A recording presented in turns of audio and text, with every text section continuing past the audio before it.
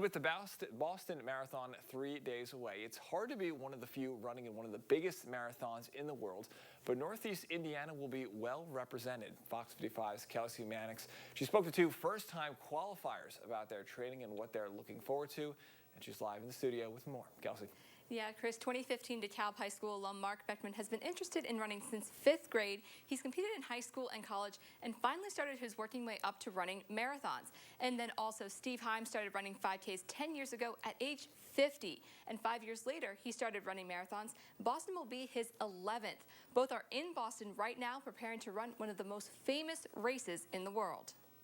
Mark Beckmann is ready to run the biggest race of his life. Kind of say it's like the Super Bowl for all the runners, because it's the biggest one that all the runners go to and people train their whole lives to get there. That's pretty much what he's done up to this point. He's always run long distances and loves challenging himself to see how far he can go.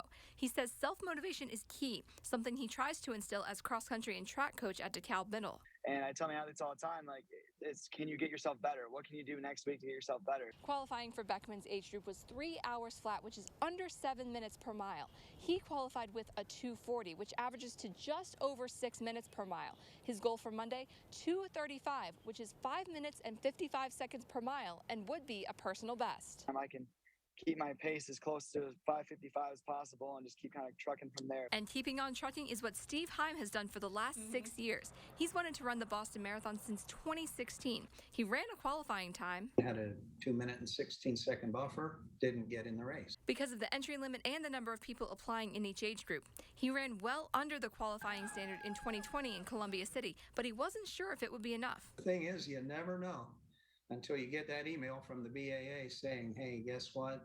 You've been accepted and you're in the race. Though the Boston Marathon is a tough course, both Heim and Beckmann are looking forward to the experience. I'm just excited to see the atmosphere, excited to see all the different runners from all over the world competing at this level. And it's going to be a lot of fun. And to anyone who's thinking about running a marathon or starting to run in general, Heim says, just go do it. Don't let your mind stop you, because you can do remarkable things if you just go try.